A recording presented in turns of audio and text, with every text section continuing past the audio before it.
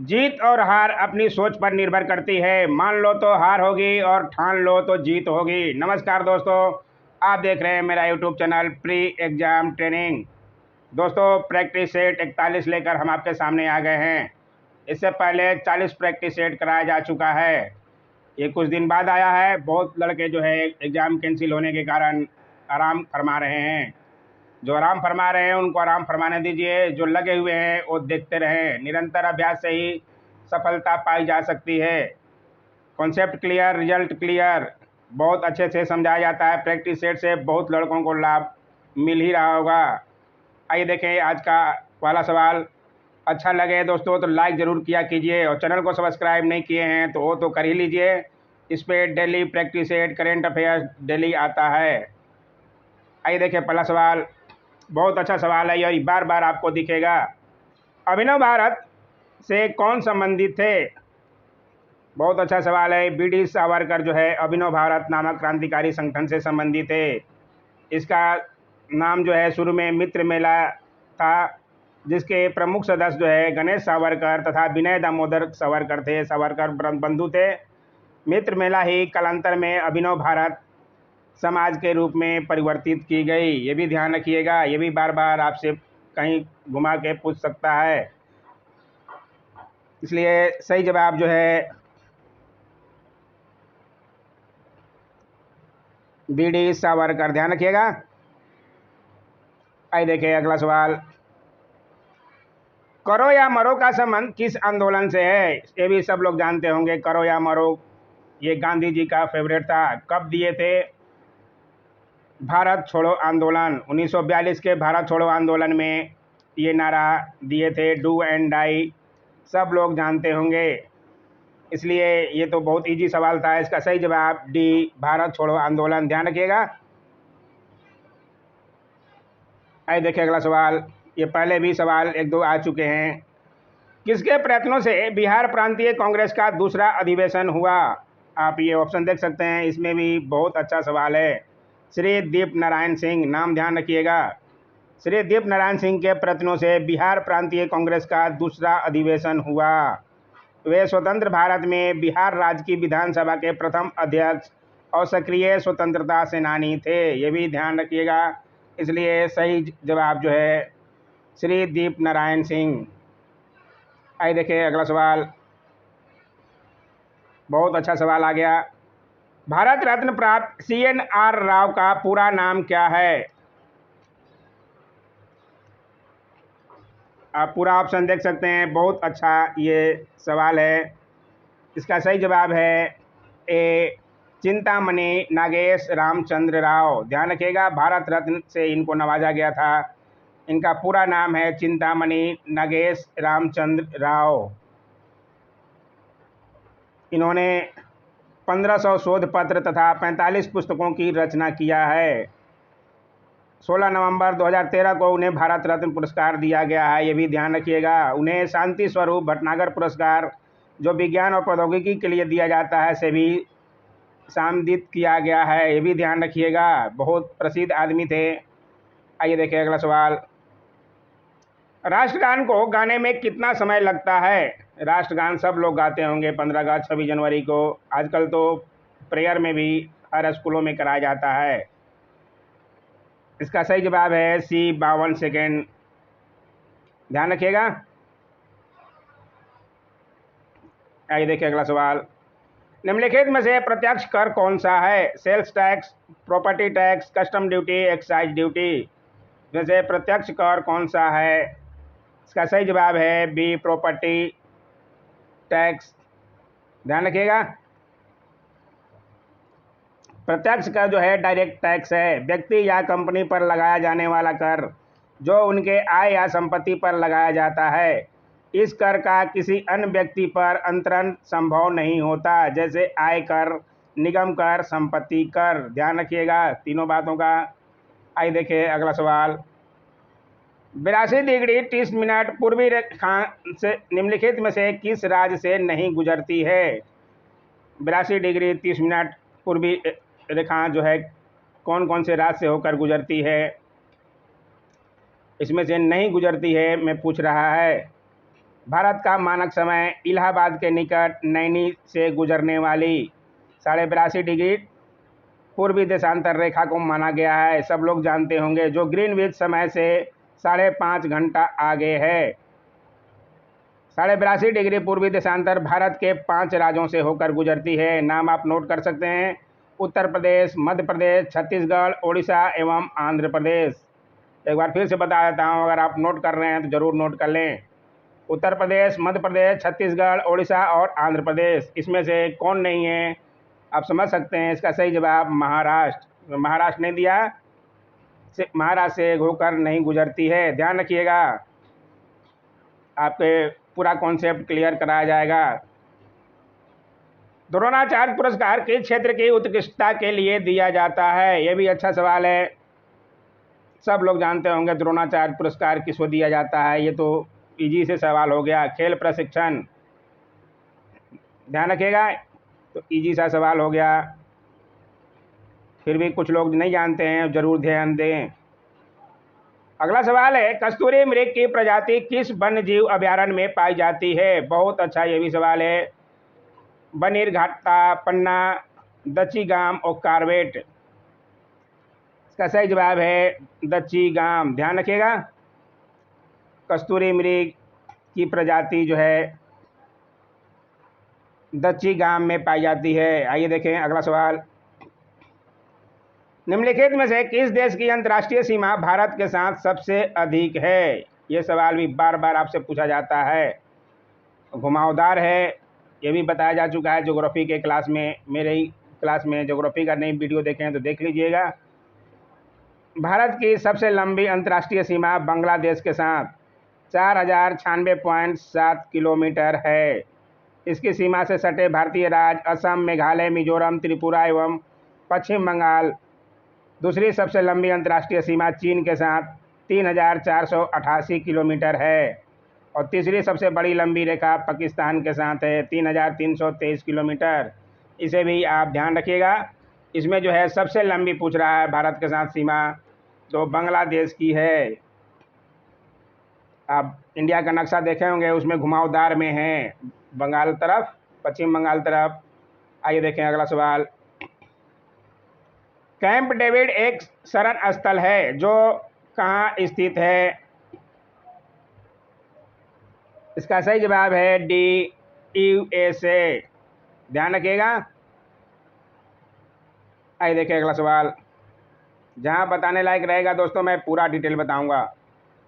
निम्नलिखित किस राज्य में डाक अनुरूप संख्या पिन 6 से शुरू होती है? पिन नंबर अनुरूप संख्या जो है 6 से शुरू होती है। कहाँ पर, किस राज्य की? अपने बिहार का तो सब लोग जानते होंगे, 8 से शुरू होती है। इसमें सही जवाब है सी, केरल। ध्यान रखिएगा। आइए देखें अगला सवाल। भारतीय संविधान के किस अनुसूची में भारतीय भाषाओं की सूची दी गई है? बहुत अच्छा ये भी सवाल है, बार बार आपको दिखता है। भारतीय संविधान की 8वीं अनुसूची, ध्यान रखिएगा, उसमें 22 भाषाओं का उल्लेख किया गया है। मूल रूप से 8वीं अनुसूची में 14 भाषाएं थी। 1967 ईस्वी में सिंधी को, 1992 ईस्वी में कोंकणी, मणिपुरी एवं नेपाली को तथा 2004 ईस्वी में मैथिली, संथाली, डोंगरी तथा बोंडो को भी 8वीं अनुसूची में शामिल किया गया। इसलिए इसका सही जवाब जो है, इसमें 8वीं दिया नहीं है, तो आप आंसर ई लगाइएगा। ध्यान रखिएगा। अब ई क्यों हुआ आप समझ गए होंगे। 8वीं अनुसूची में आती है, इसमें 8वीं अनुसूची नहीं दिया है। आइए देखें अगला सवाल। तेलंगाना की पश्चिमी सीमा कौन सा राज्य समूह बनाता है? तेलंगाना 5 राज्यों से घिरा हुआ है। ध्यान रखिएगा, कर्नाटक, महाराष्ट्र, छत्तीसगढ़, उड़ीसा तथा आंध्र प्रदेश। इसके पश्चिम में कर्नाटक तथा महाराष्ट्र हैं। ये भी ध्यान रखिएगा, कर्नाटक और महाराष्ट्र किस में दिया हुआ है? इसका सही जवाब है बी। ध्यान रखिएगा, महाराष्ट्र एवं कर्नाटक दिया गया है, ये जो है पश्चिम सीमा में है। आइए देखिए अगला सवाल। निम्नलिखित में से कौन सा ऐतिहासिक घटना पहले हुई है? सविनय अवज्ञा आंदोलन, भारत में साइमन आयोग का आगमन, असहयोग आंदोलन, प्रशासनिक राजधानी का कोलकाता से दिल्ली स्थानांतरण। सब लोग जानते होंगे कोलकाता से दिल्ली स्थानांतरण कब हुआ था। बंगाल विभाजन के बाद उसी समय जो है बिहार का अलग किया गया था 1911 ईस्वी में कोलकाता की सभा में। 1911 असहयोग आंदोलन कब हुआ था? 1920 ईस्वी में। साइमन कमीशन भारत कब आया था? 1928 में। और सविनय अवज्ञा आंदोलन कब हुआ था? 1930 ईस्वी में। सब लोग इसको जानते होंगे। इसमें पूछ रहा है ऐतिहासिक घटना पहले कौन सी हुई? पहले हुई थी कोलकाता से दिल्ली स्थानांतरण 1911 ईस्वी। ध्यान रखिएगा, ये आप आसानी से समझ सकते हैं, इसमें ज़्यादा डिफिकल्ट नहीं है अगर बातों को आप सुनेंगे समझेंगे तो। HIV का परीक्षण क्या है? HIV का परीक्षण किस लिए किया जाता है? इसका सही जवाब है एलिसा परीक्षण। ध्यान रखिएगा, एलिसा परीक्षण। एलिसा जो है परीक्षण एड्स संक्रमण की जांच के लिए है। HIV रोग आप समझ सकते हैं किस लिए होता है। एड्स के अन्य परीक्षण भी हैं जैसे वेस्टर्न ब्लड टेस्ट, HIV-24 आदि। एलिसा जो है परीक्षण किया जाता है HIV का। ध्यान रखिएगा, इसलिए आंसर जो है डी। आइए देखें अगला सवाल, बहुत अच्छा ये भी सवाल है। निम्नलिखित में से कौन सा एक खून का तत्व नहीं है? खून का तत्व कौन सा नहीं है? लाल कोशिका, सफ़ेद कोशिका, प्लेटलेट, प्लाज्मा। इसका सही जवाब है डी, प्लाज्मा। ध्यान रखिएगा, नहीं है पूछ रहा है तो प्लाज्मा। आइए देखिए अगला सवाल। दूध के घनत्व को मापने के लिए इस्तेमाल किया जाने वाला साधन है बैथोमीटर, मैनोमीटर, लैक्टोमीटर, हाइड्रोमीटर। बहुत बार ये बताया जा चुका है। इसका सही जवाब है लैक्टोमीटर। ध्यान रखिएगा, बार बार आपको ये सवाल दिखेगा। किसी भी एग्ज़ाम की तैयारी आप कर रहे हैं उससे कोई फ़र्क नहीं पड़ता, ज़रूरी नहीं है ये BPSC का ही सवाल है, सभी के लिए इम्पोर्टेंट है। इसलिए सब देखो सब सीखो। स्मोक का निर्माण होता है कहाँ होता है, कैसे होता है? इसका सही जवाब है ए, स्मोक और फॉग से। ध्यान रखिएगा। आइए देखिए अगला सवाल। सबसे कम उम्र के भारत रत्न प्राप्त व्यक्ति कौन हैं? राजीव गांधी, C सुब्रमण्यम, CNR राव और SR तेंदुलकर में से कौन है सबसे कम उम्र के भारत रत्न प्राप्त? बहुत अच्छा ये भी सवाल है। इसका सही जवाब है सचिन रमेश तेंदुलकर। सचिन रमेश तेंदुलकर को बारे में कौन नहीं जानता है? भारत के महानतम बल्लेबाज और विश्व के महानतम बल्लेबाज, उनको भगवान का दर्जा दिया गया है। ध्यान रखिएगा, SR तेंदुलकर। सचिन रमेश तेंदुलकर उनका पूरा नाम था। सचिन सचिन सचिन सब लोग जानते होंगे मैच जो देखने वाले हैं। आइए देखिए अगला सवाल। एक जूल है, एक जूल को कैसे मापते हैं, कैसे इकाई हैं? इसका सही जवाब है 1 न्यूटन मीटर। ध्यान रखिएगा, 1 जूल बराबर 1 न्यूटन मीटर होता है। आइए देखिए अगला सवाल। किसी भी विद्युत चुंबकीय स्पेक्ट्रम को किस इकाई में मापा जाता है? इकाई पर अधिकतर प्रश्न बनता ही है। इसका सही जवाब है फ्रीक्वेंसी। ध्यान रखिएगा, इसलिए सही जवाब जो है फ्रीक्वेंसी।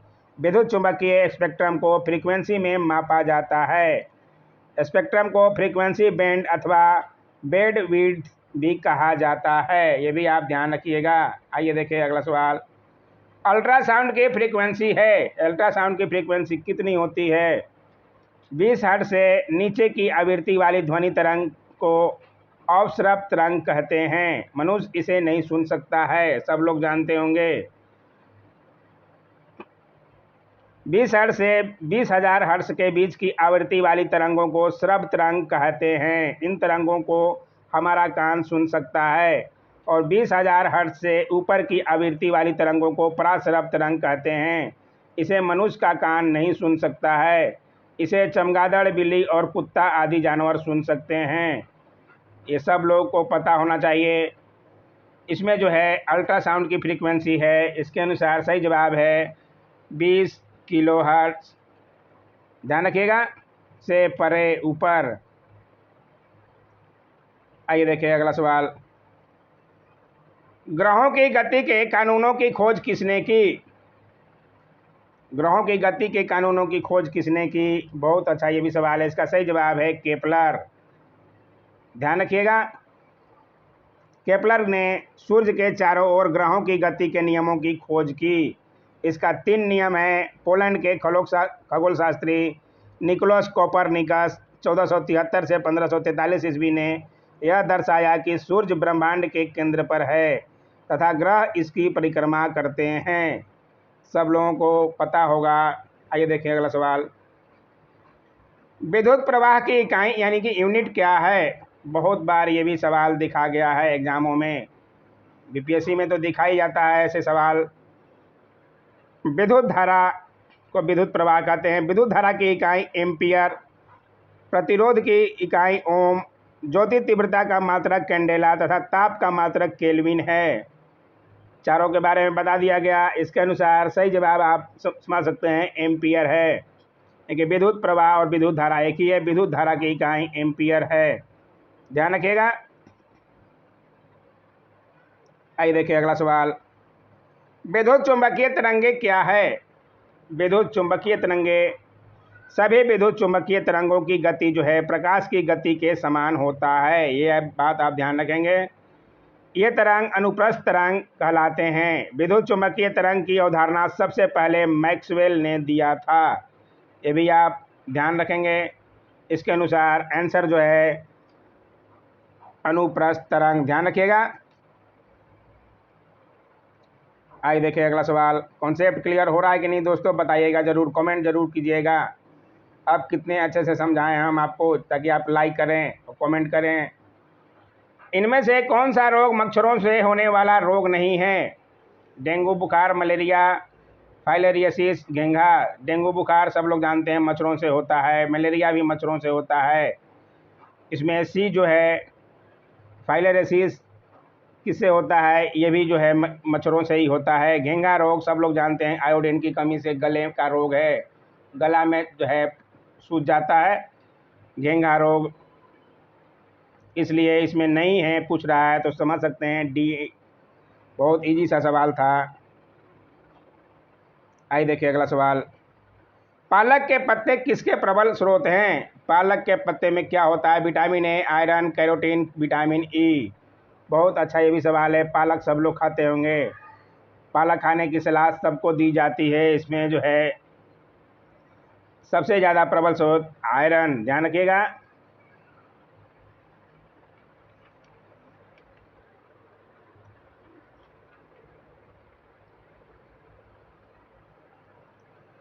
आइए देखिए अगला सवाल। अल्बर्ट आइंस्टीन थे एक प्रसिद्ध, क्या थे अल्बर्ट आइंस्टीन? सब लोग जानते होंगे, ये एक भौतिक शास्त्री थे। ध्यान रखिएगा इनका नाम। एक भौतिक शास्त्री थे।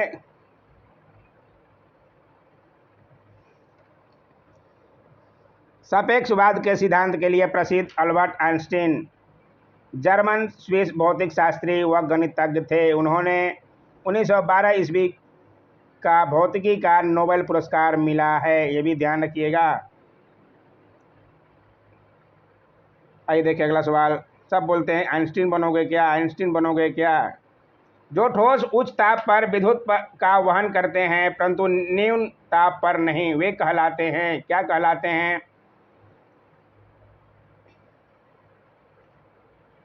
इसका सही जवाब है अर्धचालक। ध्यान रखिएगा। अर्धचालक जो है उन पदार्थों को कहते हैं जिनको विद्युत चालकता चालकों जैसे तांबा से कम किंतु अचालकों से अधिक होती है। ताप बढ़ाने पर अर्धचालकों की विद्युत चालकता बढ़ती है। यह गुण चालकों को उल्टा है। इसमें जो है आंसर अर्धचालक। ध्यान रखिएगा। आइए देखिए अगला सवाल। जल का घनत्व 1 ग्राम पर सीसी है, यह बिल्कुल सही है। इसका सही जवाब है 4 डिग्री पर। ध्यान रखिएगा। 4 डिग्री सेंटीग्रेड पर जल का घनत्व जो है 1 ग्राम पर सीसी है। आइए देखिए अगला सवाल। निम्नलिखित में से कौन सी एक गर्म जल धारा है? बहुत बार गर्म जल धारा, ठंडी जल धारा पे प्रश्न बनता ही है। इसका सही जवाब है डी, फ्लोरिडा। ध्यान रखिएगा। आइए देखिए अगला सवाल। भारत के पश्चिमी घाट और पूर्वी घाट और पश्चिमी घाट कहाँ मिलते हैं? पूर्वी घाट और पश्चिमी घाट कहाँ मिलते हैं? पश्चिमी घाट में कल ही मैं क्वेश्चन में बताया था, पश्चिमी घाट में कौन कौन से राज्य आते हैं। इंडिया का नक्शा देखिएगा, पश्चिम के तरफ कौन सा है राज्य, और पूर्वी घाट कहाँ मिलते हैं? इसका सही जवाब है नीलगिरी पहाड़ियाँ। ध्यान रखिएगा, बहुत अच्छा सवाल है। नीलगिरी पहाड़ी, तमिलनाडु राज्य में नीलगिरी की पहाड़ी के दक्षिण भाग में पाल घाट है। ध्यान रखिएगा, सारे इस पे सवाल बनते हैं, ध्यान से सुनिएगा। पाल घाट गए पश्चिम एवं पूर्वी घाट का मिलन स्थल है, अर्थात पूर्वी घाट एवं पश्चिमी घाट के मिलन स्थल पर नीलगिरी पहाड़ी स्थित है। इसके पार फैली कार्डेमम की पहाड़ी पश्चिमी घाट का विस्तार मानी जाती है। कार्डेमम की पहाड़ी जो है इलायची के लिए प्रसिद्ध है, ये भी आप जानते होंगे। आइए देखें अगला सवाल, इस पे भी सवाल बन चुका है कार्डेमम की पहाड़ी पे। उष्णकटिबंधीय प्रदेशों में भू रूपों का निर्माण किस भूआकृतिक एजेंट द्वारा होता है? बहुत अच्छा ये भी सवाल है। इसका सही जवाब है सी, नदी। ध्यान रखिएगा। आइए देखिए अगला सवाल। किसी द्रव में एक कोलाइडी तंत्र एक द्रव में परिक्षेपित करने पर कहलाता है? क्या कहलाता है? इमल्सन। इमल्सन जो है या पाइसन, दो या इससे अधिक अमिश्रणीय तरल पदार्थों से बना एक मिश्रण है। यह तरल अन्य तरल से परिक्षेपित यानी कि फैलता होता है। पाइसन के उदाहरण में शामिल हैं मक्खन एवं मार्जरीन, दूध और क्रीम, फोटोफिल्म का प्रकाश संवेदी पक्ष, मैग्मा और धातु काटने पर काम करने वाले तरल। ध्यान रखिएगा, इसके अनुसार आंसर जो है आपका भी इमल्सन। आइए देखिए अगला सवाल। ट्रिप्स करार 1994 के अनुसार विशिष्ट स्वरूप यानी गुणता प्रतिष्ठा वाले क्षेत्र से निकलने वाली कोई वस्तु आईपीआर के अंतर्गत सुरक्षित रखी जाती है, बचाई जाती है। किसके द्वारा? ट्रिप करार 1994 के अनुसार। इसका सही जवाब है डी, जीआई, भौगोलिक संकेतित के रूप में। ध्यान रखिएगा, जीआई टैग बार बार आप सुनते होंगे, आप एक बार फिर से देख लीजिए। भौगोलिक इसका कि जीआई टैग पे बार बार सवाल बनता है। निम्न में से किस फसल की खेती भारत के माननीय उच्चतम न्यायालय द्वारा निषिद्ध है? बहुत अच्छा ये भी सवाल है। इसका सही जवाब है लेथाइरस, खेसारी। अपने बिहार के खेसारी यादव बहुत नाम कर रहे हैं, फिल्मों में सब लोग जानते होंगे, खेसारी की दाल। ध्यान रखिएगा। आइए देखिए अगला सवाल। मुख्यतः निम्न गैस ग्लोबल वार्मिंग के लिए जिम्मेदार हैं? कौन सा निम्न गैस जो है ग्लोबल वार्मिंग के लिए जिम्मेदार है? इस पे सवाल बहुत बार आ चुका है। इसका सही जवाब है कार्बन डाइऑक्साइड। पिछला सेट में भी मैंने बताया था कि ये नासा का रिपोर्ट था। इसके अनुसार सही जवाब जो है कार्बन डाइऑक्साइड। ध्यान रखिएगा। आइए देखिए अगला सवाल। निम्न यंत्र से विद्युत धारा का मापन करते हैं? किस यंत्र से विद्युत धारा का मापन करते हैं? अभी ऊपर ही हमने बताया था। इसका सही जवाब है डी, अमीटर। ध्यान रखिएगा,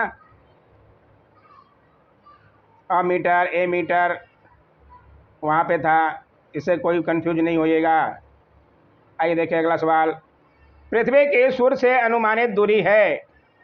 पृथ्वी की सूर्य से अनुमानित दूरी कितनी है? बहुत अच्छा ये भी सवाल है।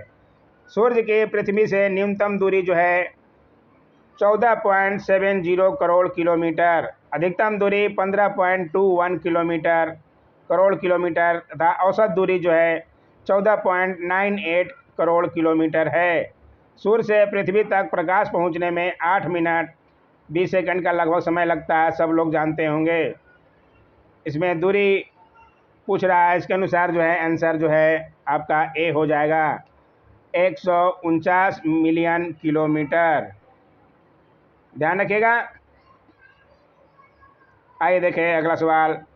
सिम कार्ड का अर्थ है, सिम कार्ड सब लोग फ़ोन में लगाते होंगे, अब सब लोग सिम कार्ड का मीनिंग जानते होंगे। क्या है इसका अर्थ जो है? Subscribe information module. ध्यान रखिएगा, सिम का अर्थ जो है सब्सक्राइब इंफॉर्मेशन मॉड्यूल। आइए देखें अगला सवाल। माउंट सिन्हा कहाँ स्थित है? माउंट आबू, माउंट एवरेस्ट, ये तो सब सुनते होंगे। माउंट सिन्हा कहाँ स्थित है? ये भी अच्छा सवाल है। इसका सही जवाब है डी, अंटार्कटिका। ध्यान रखिएगा, बहुत अच्छा ये भी सवाल है। आइए देखें अगला सवाल। अंटार्कटिका में अवस्थित माउंट सिन्हा जैव अनुसंधान से संबंधित एक भारतीय वैज्ञानिक अखूरी सिन्हा के नाम पर है। इसलिए यह इम्पोर्टेंट है क्योंकि ये भारतीय वैज्ञानिक अखूरी सिंह के नाम पर है। आइए देखें अगला सवाल। निम्नलिखित में से कौन सा शहर इराक में अवस्थित नहीं है? इराक की राजधानी बगदाद, ये तो सब लोग जानते होंगे। अमान शहर जो है इसमें जॉर्डन देश की राजधानी है। ध्यान रखिएगा, बगदाद, मसूल तथा ट्रिकित शहर इराक में अवस्थित हैं। अमान दिया है, अमान जो है जॉर्डन देश की राजधानी है। आप समझ गए होंगे, इसके अनुसार आंसर जो है नहीं है, तो अमान। आइए देखें अगला सवाल।